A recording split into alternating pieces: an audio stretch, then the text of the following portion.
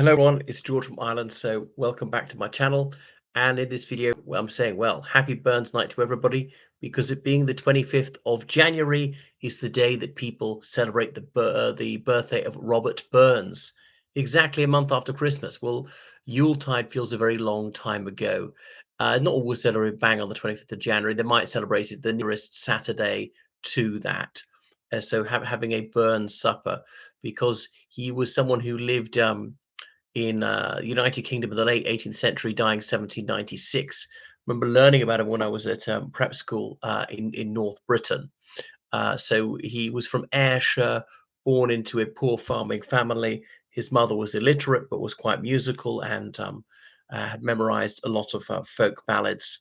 So he was very much literate, Robert Burns. He inclined towards radicalism in politics. He wasn't an explicitly political poet, but he was the people's poet, as it were.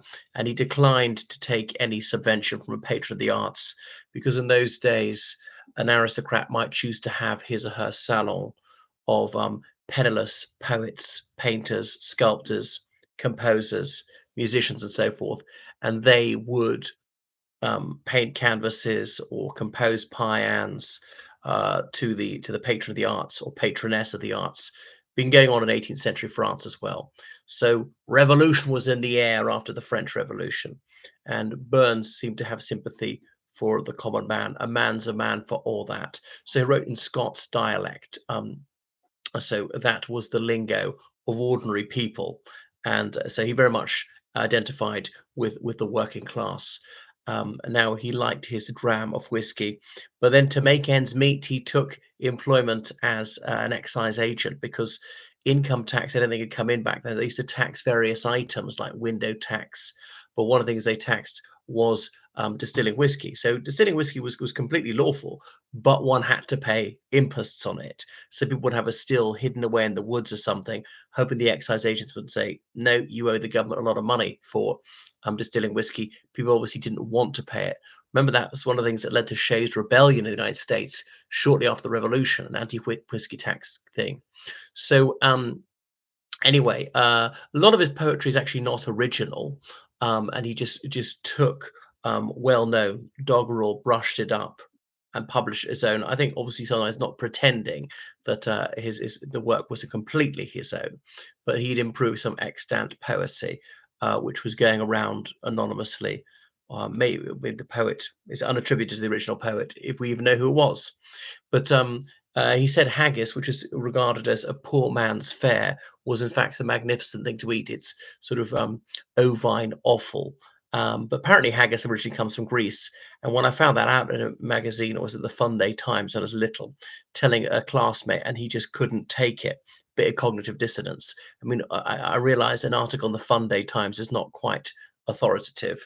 But it was so fundamental to his Scots identity. This was a Caledonian thing. So Caledonian societies the world over will hold Burns Night. Most people who'd never perused a page of poesy would nevertheless put their kilt on.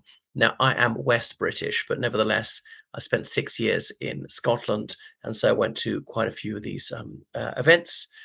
So Robert Burns, somewhat a fan of him in my adolescence, but they would have someone on the bagpipes piping in the haggis, often served with neeps and tatties, as in turnips and potatoes. I know in Eastern Europe this does not support the people, but turnips are only fed to swine. Right. So this is his address to a haggis, and I mean, it's in Scots, but I will just read it in my standard British English accent. Fair for your honest sonsy face, great chieftain o' the Podden race, aboon the ma ye tak your place, paint tripe o' them. Weel are ye wordy o' a grace, as langs my am. The groaning trencher there ye fill, your herd is like a distant hill. Your pin wad help to mend a mill in time o' need, while through your pores the dews distil like amber bead. And so it goes on. Address as though he's speaking. This is a speech that he is dedicated in laudation of haggis, right? So what is it in plain English saying?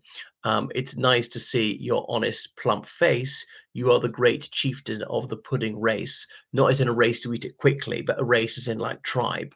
Above them all, you take your place. Um, um, Paunch is like paunch, so belly, tripe, or links. Well are you worthy of a grace as long as my arm. The groaning trencher, well, you know, trenchers are massive, like a plate or whatever, or tray. There you feel your buttocks like a distant hill. Your pin would need to mend a mill in time of need, while through your pores the Jews distill like amber bead, because they might have poured some whiskey on it. Now, most people who are not Scots profess to hate it. I quite like it if it's done well. Don't have the takeaway rubbish.